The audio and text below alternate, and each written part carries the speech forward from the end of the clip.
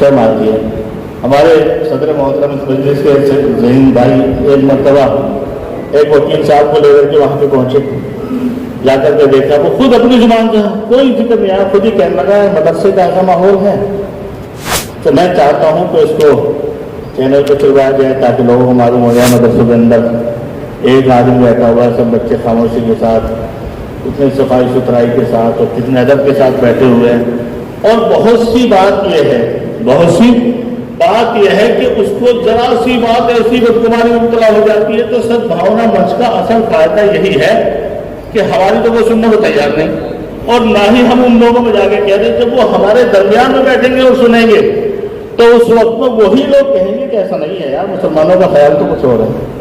تو سد بھاونا منچ کا قیام خاص طور سے حضرت صدر محترم کی جانب سے, اور بار بار تحریریں آ رہی ہیں ہر یونٹ کے اندر سد بھاونا منچ, اور ہر کسی پروگرام میں ان کو بلایا جائے تاکہ انہیں معلوم ہم کیا کر رہے ہیں کیا نہیں کر رہے. ورنہ تو سیدھا پکڑ کے مدرسے پڑھنے والے کہتے ہیں دہشت گردی کی تعلیم سیکھنے جانا, انہیں معلوم ہو جائے کہ ہم کیا سکھا رہے ہیں. تیسرا جمعیت یوتھ کلب. جمعیت یوتھ کلب جو ہے جو ہمارے ضلع سے ہی شروع ہوا تھا, یوپی میں میرے خیال سے سب سے زیادہ میری جانکاری کے مطابق. اور کچھ بھی ہو سکتا ہے, کچھ چاہے ہم اپنی لاپرواہی کہیں, ہمارے بڑوں نے تو ہمیں سہولت دینے میں کسر نہیں چھوڑی, لیکن ہماری اپنی کوتاہی اور لاپرواہی کی وجہ سے قلعدم ہو گیا وہ ضلع کے اندر. اس میں ہمارے بچوں کو آپ نے دیکھا ہو, ہمارے بچے اتنے بزدل اور کمزور ہوتے جا رہے ہیں کہ ایک آدمی پکڑے دو تین کو کچھ بھی کہہ دیتا ہے, ہمت نہیں ہوتی, مجال نہیں ہوتی. اس لیے سویرے اٹھیں گے, نماز پڑھیں گے, کسرت کریں گے, طاقت آئے گی بدن میں, خدمت کرنے کا مادہ پیدا ہوگا, خدمت کرنے کا طریقہ سکھلایا جائے گا, مظلوم کی مدد کیسے کی جاتی ہے اس کے لیے شعبے کو قائم کیا گیا تھا. چونکہ ہم نے پریشانی ابھی دیکھی نہیں, اب پریشانی دیکھی ہے گجرات والوں نے تو وہاں سب سے اچھا کام چل رہا ہے. ہم تو سوچتے کچھ نہیں, کوئی بات نہیں, ہم تو اکثریت میں ہیں.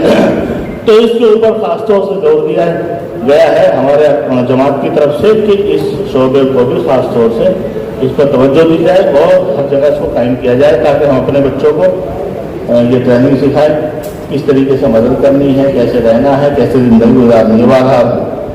اور تیسرے جمعیت نگم اصلاح معاشرہ. اس وقت میں نے ایک سوال کر لیا بڑی مسجد میں جمعے میں کہ اگر آپ لوگوں ہی سے یہ معلوم کر لیں نبی علیہ السلام کی شان میں گستاخی ہوئی تھی, حضرت عائشہ صدیقہ رضی اللہ تعالیٰ عنہ 6 سال کی نکاح ہوا, ہمیں معلوم ہی نہیں. اگر ہم سے بھی یہ معلوم کرنے کو کیا تمہارے نبی نے 6 سال کی بچی کے ساتھ کر لیا تھا نکاح, تو ہم مسلمان پہ جواب نہیں ہے.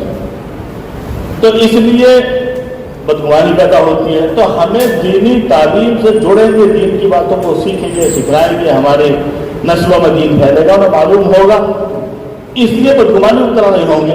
اب جگہ جگہ اس وقت میں ناچ گانا, اب شادیوں کا یہ حال ہو گیا کہ اگر کوئی داڑھی والا نظر آ جائے تو لگتا ہے مسلمان کی شادی ہے, اور اگر کوئی برقعے والی عورت نظر آئے, برقع اور نہ کر دیا عورتوں نے, اب تو برقع سب گھر, اس سے کوئی پہچان تھی, شادیوں میں برقع بالکل ختم. اسی طریقے سے سب سے زیادہ بگاڑ ہمارے معاملات کے اندر.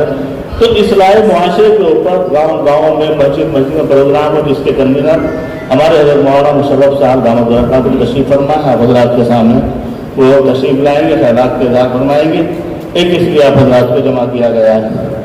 اور ایک خاص مدعا اس وقت میں یہ ہے کہ جس طریقے سے پچھلی دفعہ میں پنجاب کے اندر سیلاب آیا, تمام مسلمان حرکت میں آ گیا, یہاں تک کہ جب ہم گاڑی لے کر کے وہاں پہ پہنچے تو ہاتھ جوڑ کر کے کہنے لگے ضرورت ہی نہیں رہی, کہاں رکھیں ہم اس کو. پھر ہم جموں گئے, جموں سے معلوم ہوا, ہمارے دوست احباب قاری کریم صاحب مجمع میں موجود ہیں, ہمارے نائب صدر ہیں قاری حافظ الفت صاحب, بہت سارے ساتھیاں بیٹھے ہوئے ہیں.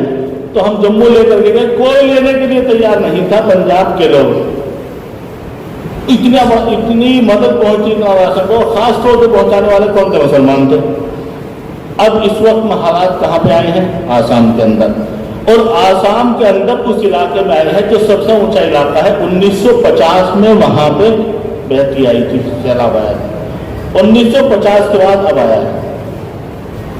جو لیٹر پیڈ جاری ہوئی ہے, ہم تک پہنچی ہے جمعیت المائن کی طرف سے, اس میں لکھا ہے نقصان تقریباً 6 لاکھ لوگوں کا تو پتہ ہی نہیں, اس میں بہہ گئے. 7,500 مکان بالکل نقشے سے غائب ہیں.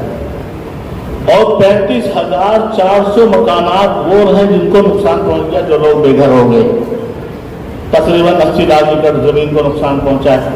اس طریقے سے وہاں پہ بھاری تباہی آئی ہوئی ہے۔ میں نے خود ایک ویڈیو میں دیکھا ہے کہ ایک شخص تاسلے میں لوہے کے کنڈے میں اپنے بچے کو سر پہ دھر کے یہاں تک پانی کا بچانے کے لیے کوشش کر رہا تھا۔ ایک عورت کو کسی نے پکڑ کر کے اس کی جان بچائی اور اس کے بچے کو پیڑ پہ بٹھا دیا، ساری رات بیٹھی رہی، نیچے اترتی پانی میں ڈوب جاتی۔ میں نے وہ بھی دیکھا ہے ایک ویڈیو کے ذریعے سے، یہ آلہ ہیں اس کے ذریعے سے خبر لگ جاتی ہے دوسرے کے، جب جہاں پانی کم ہوا ہے وہاں پہ اس طریقے سے لاشیں پڑی ہوئی تھی۔ آپ حضرات نے بھی ضرور دیکھی ہوں گی، خالی میرے پاس نہیں آئی وہ، کہ لاشیں اس طریقے سے پڑی ہوئی تھی، لڑکیوں کی، عورتوں کی، بچوں کی، مردوں کی، کوئی پرسان حال نہیں تھا۔ اب وہاں پہ اس وقت میں لوگ ایک وقت کی روزی روٹی کے محتاج ہیں، آواز دے رہے ہیں۔ آسام کے لوگ آواز دے رہے ہیں، کہاں ہے مدد کرنے والے؟ ہماری مدد کریں۔ جو پچھلے سال تن من دھن کی بازی جنہوں نے لگا دی تھی پنجاب کے لیے، ہمیں معلوم نہیں تھا کہ اگلا نمبر ہمارا ہے۔ تو میرے بھائیوں، خاص طور سے ہمارے قائد ملت حضرت مولانا سید محمود اسد مدنی دامت برکاتہ نے اس کو باقاعدہ ذمہ داروں میں خط روانہ کیا ہے اور یہ کہا ہے کہ ہر ضلع سے ہر علاقے سے، گاؤں سے تقریباً اتنی مدد، کیونکہ یہاں تو ہم خود لے کر کے چلے گئے لیکن آسام بہت دور، اس کا لے جانا بھی آسان نہیں ہے، تو ہمیں مرکز میں جمع کرنا ہے اور مرکز سے وہ حضرات اپنی ذمہ داری پہ وہاں پہ پہنچا دیں گے۔ تو اس کے لیے آپ سے ایک دو چار گاؤں میں پہنچا بھی ہوں، اور اسی وجہ سے ہم نے سوچا سب کو جمع کر لیں، سب کو معلوم ہو جائے تو وہ اپنی تیاری انشاءاللہ پہلے کی طرح کریں گے، تاکہ آسام کی مصیبت زدہ لوگوں کی مدد کرنے میں، جب وہ تڑپ رہے تھے، رو رہے تھے ان کے بچے ٹکڑے کے لیے، کل قیامت پر اللہ کے سامنے ہمیں کہہ دے اللہ آسام کے لوگ تڑپ رہے تھے، اس میں ہم بھی اپنے 1 کلو اناج لے کر کھڑے ہو گئے تھے یا 50 لے کھڑے ہو گئے تھے، ہم بھی کہہ سکے۔ تو اس کے لیے خاص طور سے آسام کے سیلاب زدگان لوگوں کے لیے تعاون کی ضرورت ہے، اور ہم نے ضلع میں یہ فیصلہ کیا کہ ہم اپنے سہارنپور ضلع سے کچھ بھی نہیں، کم سے کم، یہ کم سے کم ہے، زیادہ تو زیادہ کہا، امید مرکز میں زیادہ، لیکن کم سے کم 5 لاکھ روپے تو پہنچا ہی دیں۔ باقی ہمارے صدر صاحب ہیں، چونکہ انہیں پرانا تجربہ ہے، اور جب الحمدللہ اس ضلع میں سب سے زیادہ محنت اور اس کو کھڑا کرنے والے، اور آج یہ بنا میدان جو ہمیں ملا ہوا اس کو انہیں کی قربانیاں ہیں اور سب سے واقف ہے۔ وہ جب تشریف لائیں گے اپنے خیرات کا اظہار فرمائیں گے تو وہ خود بھی کہہ دیں گے، جن جن پہ جتنی امید ہے انشاءاللہ بتلائیں گے۔ بہرحال اب رہی بات، یہ 2 کام آپ حضرات سے ہو رہا ہے۔ ایک تو جمعیت علماء ہند ہر کچھ ٹائم کے بعد اپنے ممبروں کو جمع کرتی ہے، وہ مجلس منتظمہ کبھی صوبے کی ہوتی ہے، کبھی مرکز کی ہوتی ہے، سال بھر میں کبھی جیسا موقع ہوتا ہے۔ اس وقت میں ہمارے یہاں پہ ہمارے ضلع کے مجلس منتظمہ کے جو ممبر ہیں صوبائی، وہ 250 لوگ ہیں۔ کتنے؟ 250 ہیں۔ اب ان 250 لوگوں کو اکتوبر کی پہلی تاریخ میں بجنور ضلع کے جھنڈا پر غالباً لکھا ہے،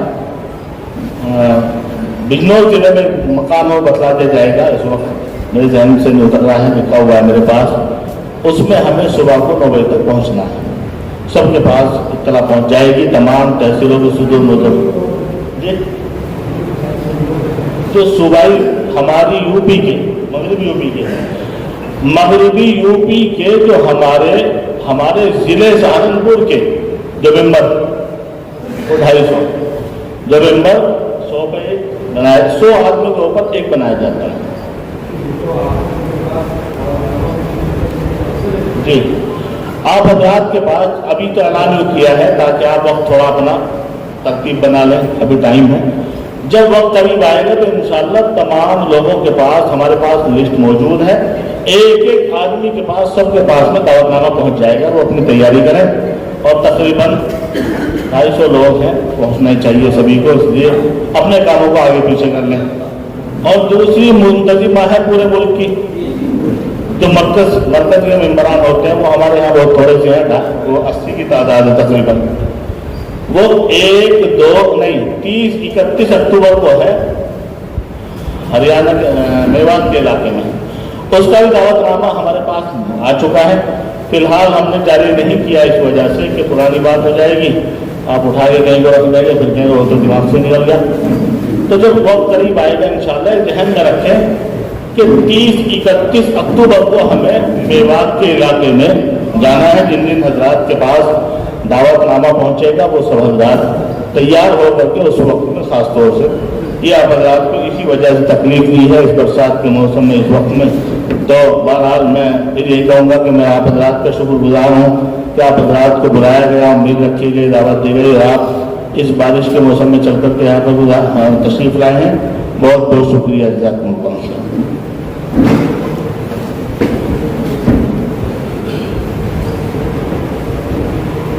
جزاک اللہ علیہ مولانا.